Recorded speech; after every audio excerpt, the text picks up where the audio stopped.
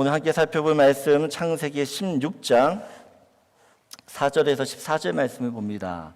살피신 하나님이라고 한 제목으로 우리 같이 말씀 나누는데, 창세기 16장 4절에서 14절 저와 한 절씩 같이 교독합니다. 제가 4절 있습니다. 아브라함이 하갈과 동침하였더니 하갈이 임신함에 그가 자신의 임신함을 알고 그의 여주인을 멸시한지라.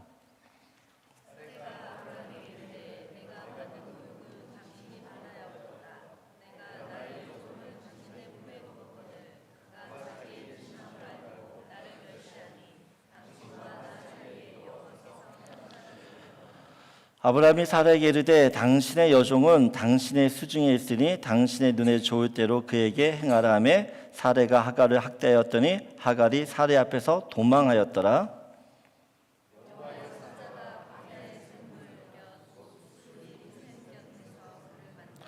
이르되 사라의 여종 하갈아, 네가 어디서 왔느냐 어디로 가느냐? 그가 이르되 나는 여주인 사레를 피하여 도망하나이다.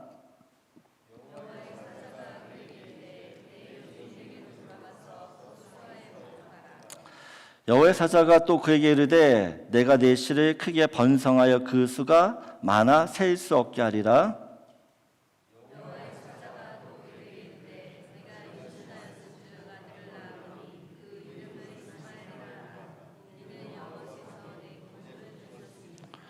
그가 사람 중에 들나귀 같이 되리니 그의 손이 모든 사람을 치겠고 모든 사람의 손이 그를 칠지며 그가 모든 형제와 대항해서 살리라 하니라.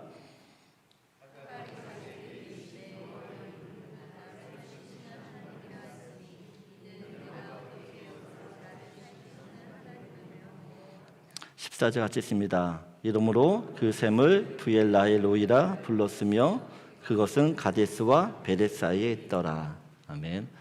구약 성경을 보게 되어지면 하나님은 누구의 하나님입니까? 하나님은 누구의 하나님이시죠?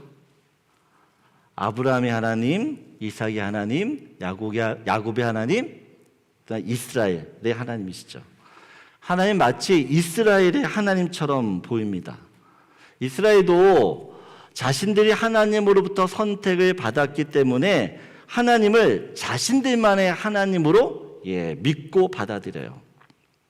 그래서 이방인들이 하나님을 믿는다, 그 이방인들이 하나님 받아들인다에 대해서, 받아들이는 것에 대해서 용납을 잘 못하죠. 하지만 하나님은 이스라엘의 하나님뿐만 아니라 모든 열방, 모든 세계 열방의 하나님이세요. 이스라엘만 사랑하는 게 아니라 이방인도 사랑하시죠. 그렇기 때문에 저와 여러분이 이 자리에 있을 수 있는 것이에요. 그런데 사실 이스라엘도 하나님께서 아브라함을 찾아가시기 전까지는 이방 사람들과 크게 다르지 않았죠. 하나님이 찾아오셨기 때문에 하나님의 백성이 먼저 된 것뿐이에요.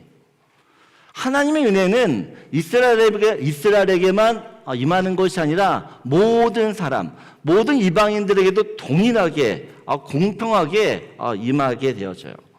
오늘 우리가 살펴볼 하갈, 이 하갈은 또 하나님이 어떤 분이신지에 대한 우리의 생각들을 다시 또 새롭게 하는 것을 보게 되어집니다. 사라가 자기의 방법으로 아들을 얻고자 했습니다. 그래서 끌어들였던 사람이 자기의 여종 하갈이었어요. 아브라함은 사라의 권유로 이 여종 하갈과 동침을 하는데, 동침하자마자 이 하갈이 임신을 하게 되었죠. 하갈의 임신은 그동안 이 아브라함 가정에 자식이 없었던 그 이유가 누구 때문이었다는 것이에요? 사라 때문이라는 것이 드러나는 거죠. 아브라함에게 문제가 있어서 자식이 없었던 것이 아니라 사라에게 문제가 있었기 때문에 이 가정에 자식이 없는 것이었어요. 하갈이 이제 임신을 하면서 잠시 자신의 신분을 망각합니다. 그래서 주인이었던 이 사라를 이 여종이 무시를 하죠. 화목했던 이 아브라함의 가정 가운데 갑자기 분란이, 갈등과 싸움이 휘몰아칩니다. 오늘 5절을 보게 되어지면, 오늘 5절 보면 이제 사라가 아브라함에게 자신의 억울함과 분노를 쏟아부어요. 제가 요즘 말로 이걸 좀 풀이를 좀 할 텐데 양해하고 들으세요. 양해하고. 아브라함, 당신이 어떻게 처신했길래 저 종년이 나를 무시하고 업신여기고 있죠? 그건 당신이 저 종년에게 마치 정부인처럼 그렇게 대했으니까, 그런 여지를 주었으니까 저게 자기 주제도 모르고 나한테 덤비고 대놓고 나를 멸시하는 거 아니겠어요? 나는 이렇게 더 이상 못 살아. 그러니 나랑 전현 중에 둘 중에 하나 선택해 라고 이야기를 하는 거죠. 그러면서 이 문제에 대해서 하나님이 판단하시기를 원합니다. 이 문제에 대해서 하나님이 어떻게 판단하는지 한번 물어보자고요. 이렇게 얘기하는 겁니다. 결국 아브라함이 아무 말도 못하고 이 사라에게 이 하갈에 대한 모든 결정권을 넘겨주죠. 위임을 그리고 6절을 보게 되어지면 사라가 하갈을 학대하기 시작해요. 학대. 사라는 하갈로 받았던 그 무시와 멸시, 모멸감, 그걸 아주 제대로 갚아줘요. 이런 모멸과 학대가 만나면 폭력이 일어납니다. 결국 이 사라의 학대, 그 폭력에 못 이겨 결국 하갈이 집을 뛰쳐나가죠. 여러분, 고래 싸움, 우리나라 속담에 고래 싸움에 새우등 터진다. 하갈은 어떤 면에서 아브라함과 이 사라 부부 사이에 애매한 고난을 당하고 있어요. 하갈은 자신이 첩이 되겠다라고 말한 적이 한 번도 없어요. 나선 적이 없어요. 단지 주인의 명령에 따라 동침을 했고, 그래서 임신을 했을 뿐이에요. 그런데 죽을 만큼 학대를 당하는 거죠.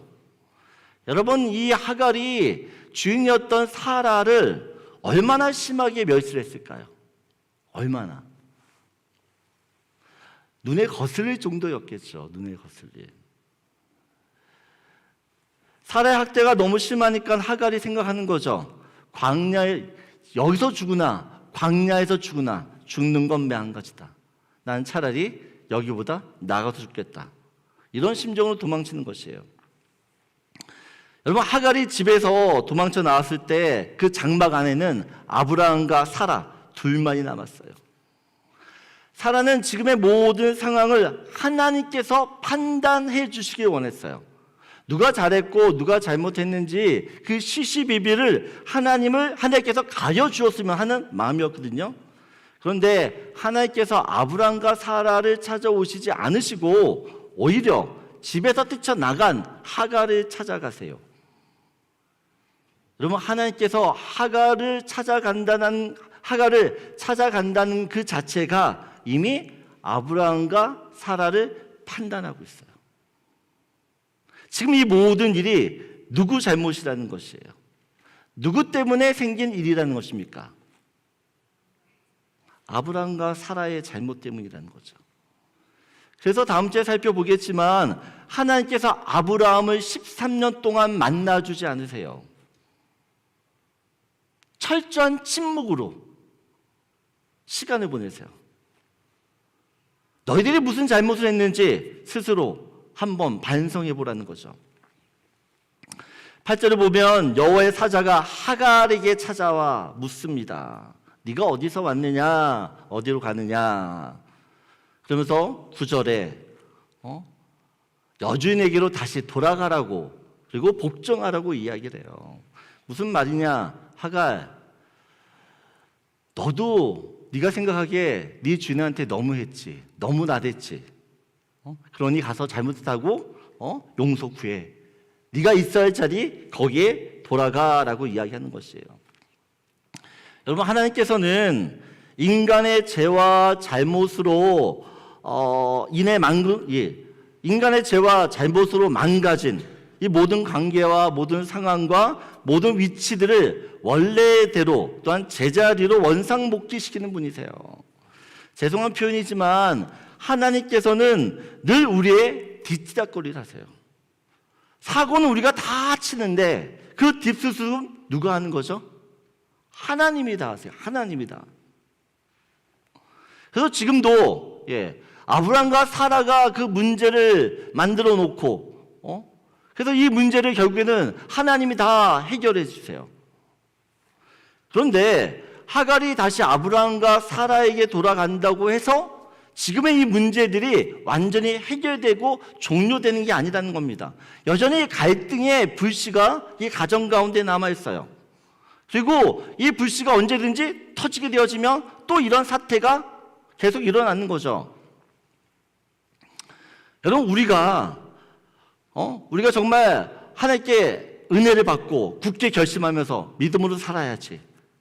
참고 인내하고, 그런데 또다시 화가 나고 짜증나고 불평, 불만이 계속 생기는 상황이 생기잖아요. 내가 정말 믿음대로 살겠어. 믿음으로 하나님께 은혜 받아서 내 믿음 다시 한번 지키며 살아야지. 이렇게 결심했다가도 내 상황 가운데 계속해서 화가 나는, 어떤 짜증나는, 어떤 불평, 불만이 일어나는 상황들이 계속 반복되다 보면 언제까지 내가 이렇게 살아야 돼? 폭발하게 되어지죠. 모든 걸 포기하게 되는 거죠. 그래서 하나님께서 우리 성도들에게 계속해서 강조하고 말씀하시는 것이 무엇이냐? 너의 감정, 너의 어떤 이 두려움, 너의 불안, 너의 그 걱정, 거기에 네 마음을 빼앗기지 말라는 것입니다. 그런 모습은 사실 현실에 대한 우리의 반응이거든요. 반응.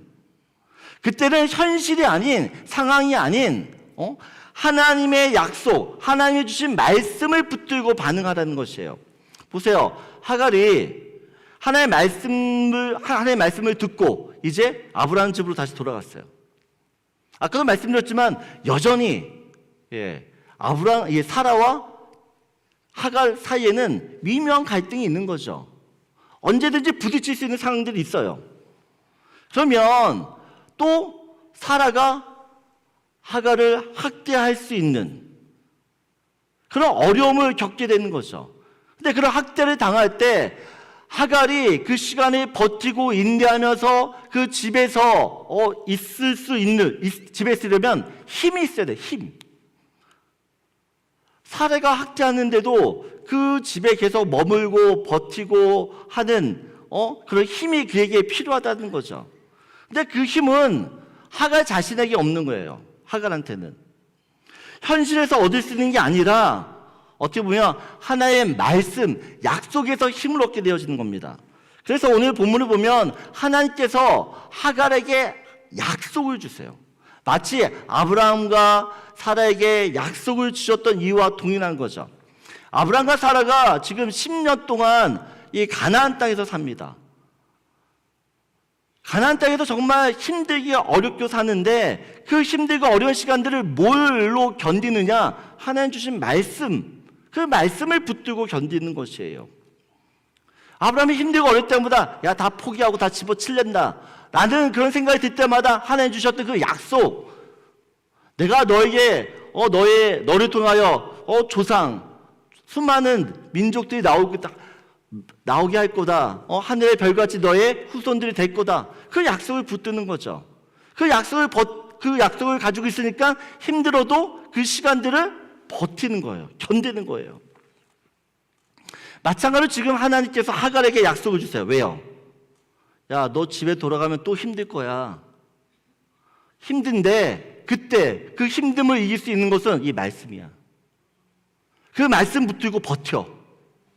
견뎌. 이기라는 겁니다. 여러분, 우리는 살면서 수많은 갈등의 소용돌이 또 어려움에 빠져요. 그 소용돌이에 빠져 죽지 않으려면 나를 둘러싸고 있는 그 현실이 아닌 하나님이 내게 주신 그 약속을 붙들어야 돼요. 현실의 벽이 너무 높아서 하나님 주신 약속이 지금 당장 이루어지지 않을 것처럼 보일지라도 내게 주신 그 약속을 우리는 끝까지 붙들어야 되는 이유는 하나님께서 반드시 이 약속을 이루실 거기 때문에. 여러분, 우리의 현실은 점점 더 악화될 수 있어요. 더 힘들어질 수 있어요. 하지만 그 안 좋은 현실 속에서 하나님이 우리에게 하셨던 그 약속을 묵묵히 지켜나가고 계세요. 내게 주신 약속의 말씀, 그것을 이루기 위해서 하나님이 쉬지 않고 일하신다는 것이에요. 그래서 여러분 힘들고 어려울지라도 주님이 여러분에게 주신 그 약속, 그 약속의 말씀을 붙들고 그것을 힘으로 삼고 지금의 상황들을 넘어갈 수 있는 저와 여러분들에게 원합니다. 하나님이 여러분의 약속을 주셨어요. 그 약속을 통해서 반드시 그 약속을 이루실 거예요. 중요한 거는 그 약속을 끝까지 붙드는 것입니다. 그래서 첫 번째 여러분과 나누실 말씀 이겁니다.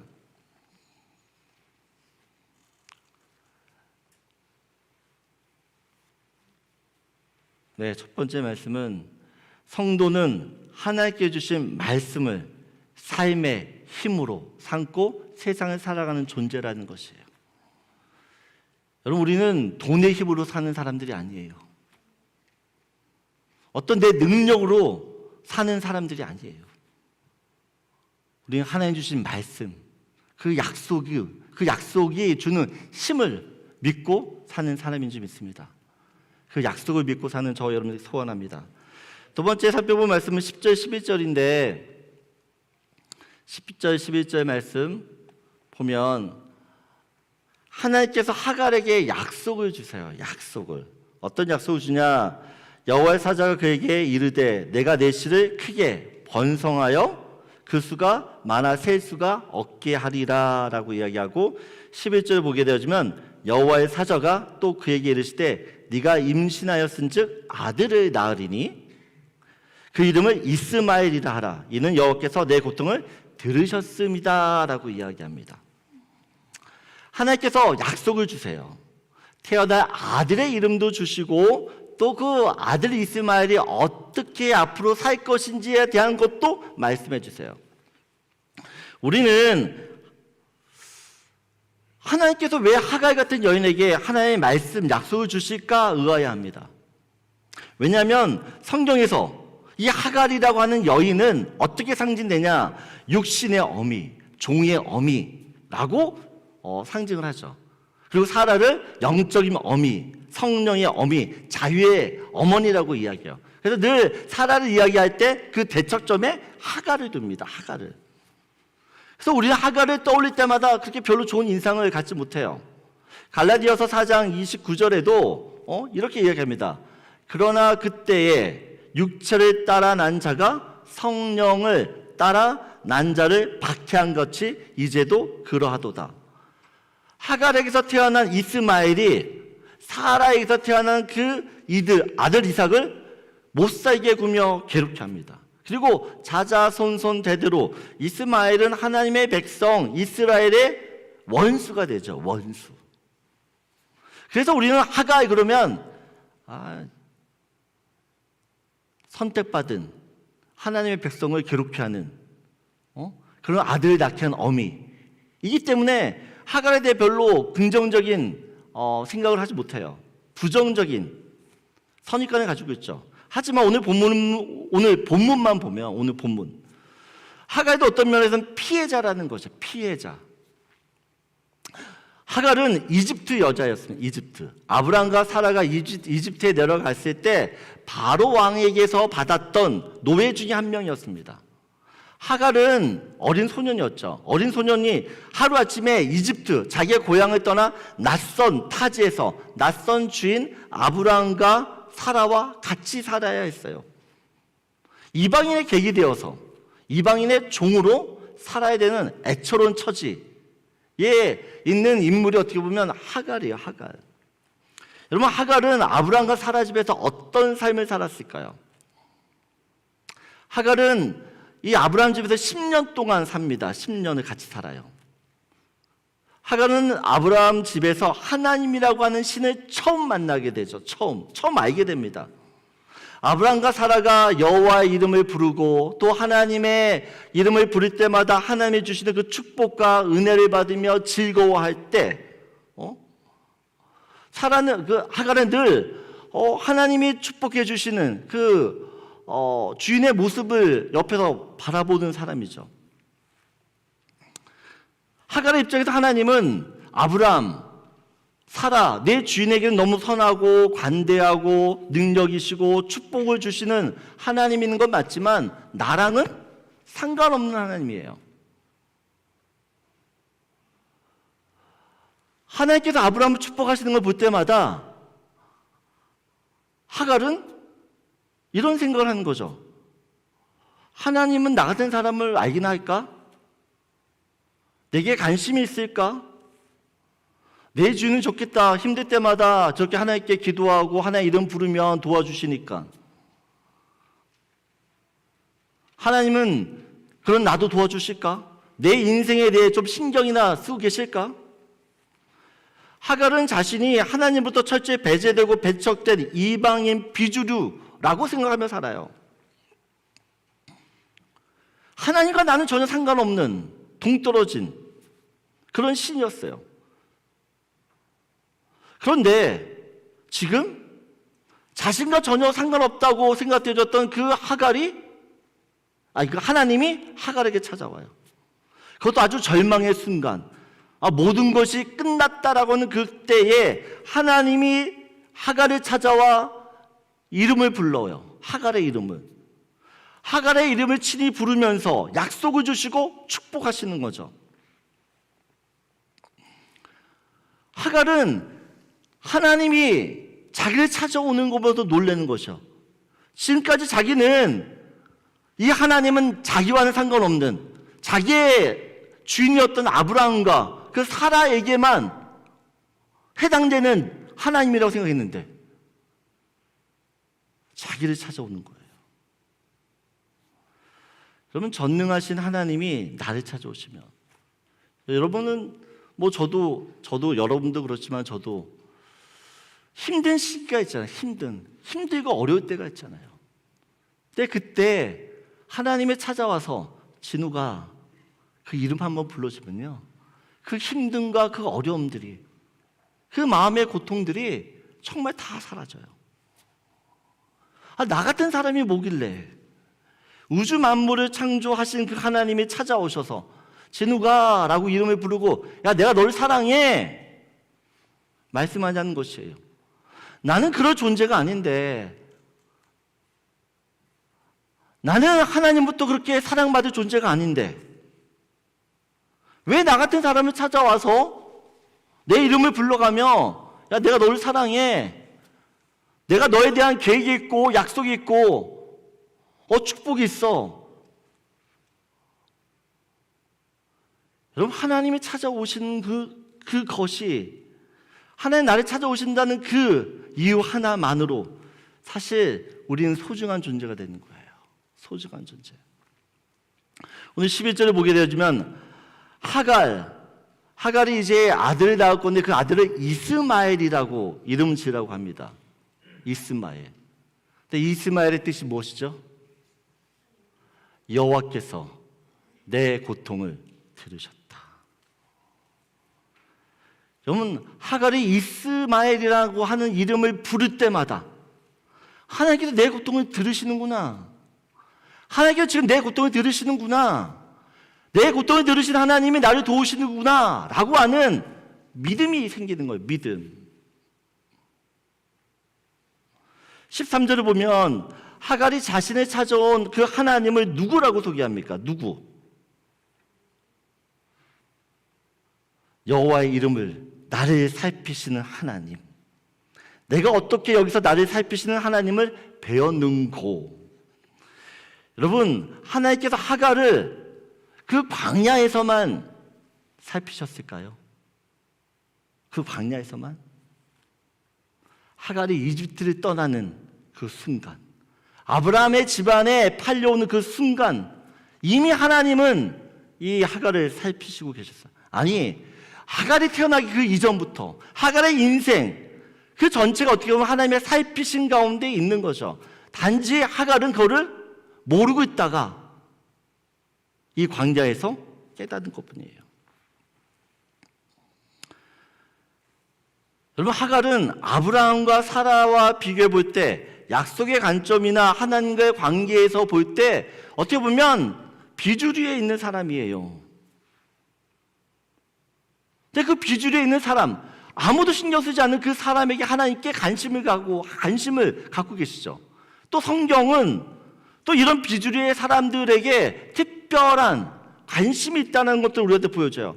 예수님께서 이 땅에 오시면서 누가 가장 많은 시간을 보내죠?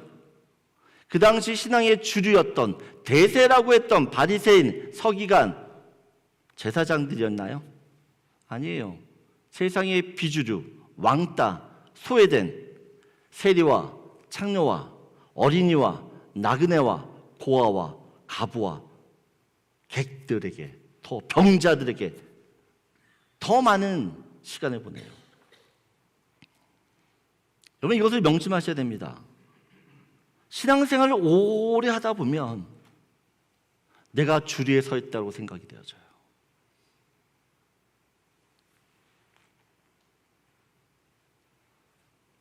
내 중심으로 모든 것을 파악하려는 경향이 있죠. 보세요. 아브라함 부부와 하갈이 지금 어떻게 보면 부딪혔어요. 근데 우리 누구의 편이 있나요? 아브라함의 편인가요? 하갈의 편인가요? 하갈, 네가 학대 받을 짓을 했지. 그러니까 아브라함과 하갈, 사라와 하갈을 이야기할 때 우리는 늘 사라의 편이 아니라 사라의 편이지 하갈의 편이 아니에요. 근데 지금 성경은 하나님께서 누구의 편을 두고 있어요? 하갈의 편을 들고, 하갈.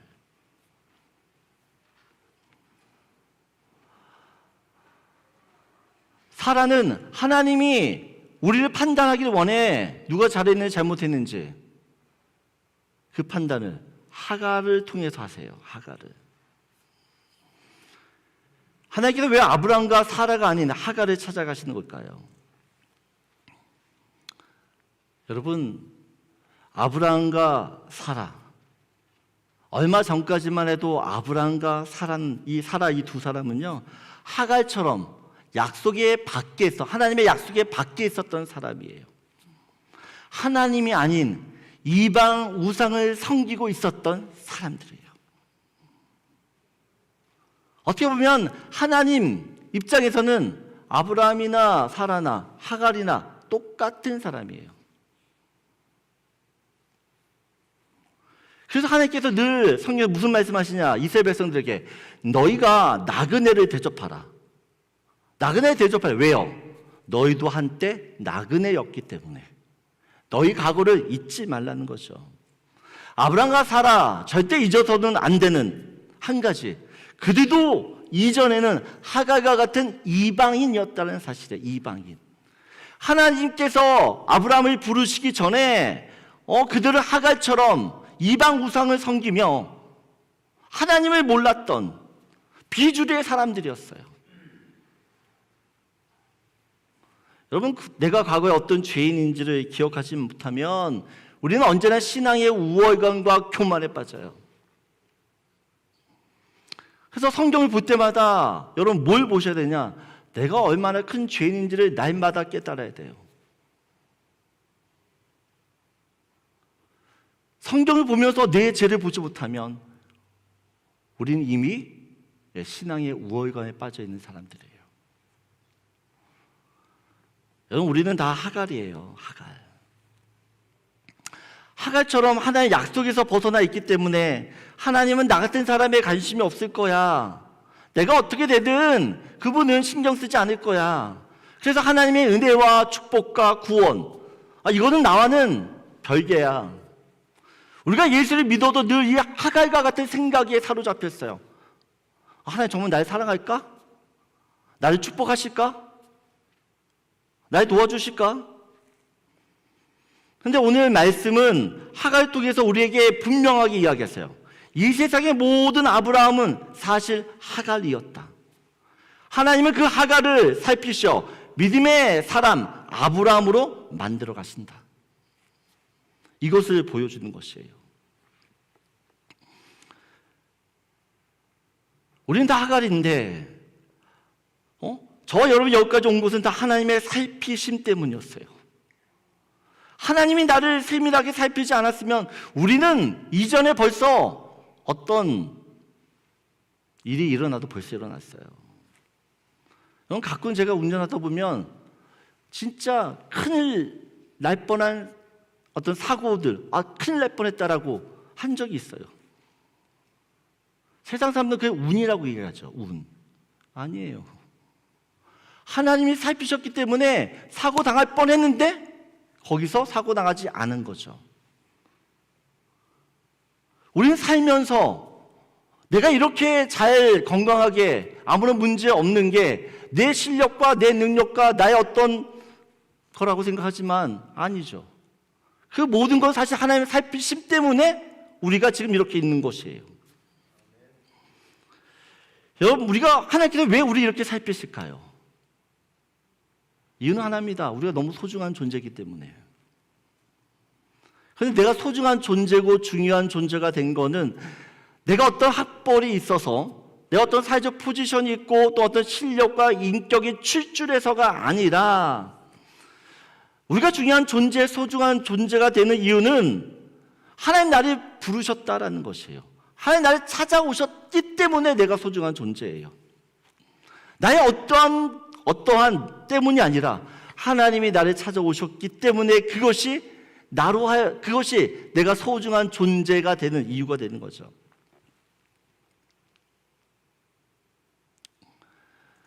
신앙생활 하면 할수록 제가 느끼는 건 왜 하나님이 나를 이렇게 사랑하실까?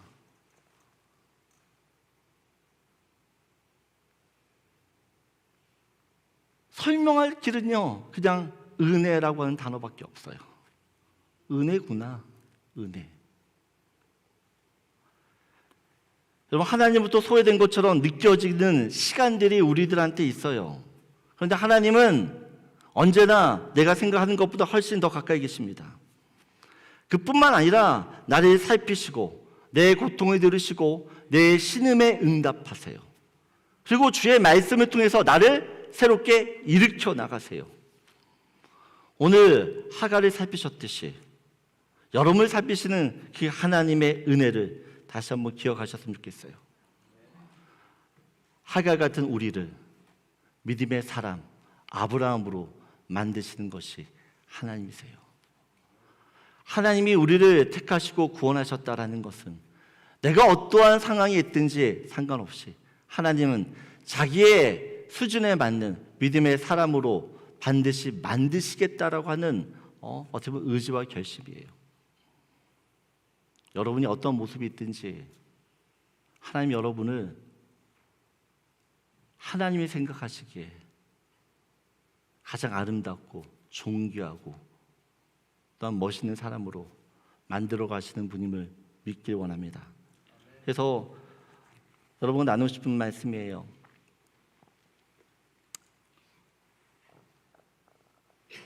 같이 한번 읽겠습니다. 하나님은 세상의 모든 하갈을 아브라함처럼 믿음의 조상이 되게 하십니다. 여러분 지금 하갈일지라도 여러분의 끝은 믿음의 조상 아브라함이 될 줄 믿습니다. 이번 한 주간 하나님의 끝까지 믿고 그 하나님을 의지하는 저와 여러분에게 되기를 소원합니다.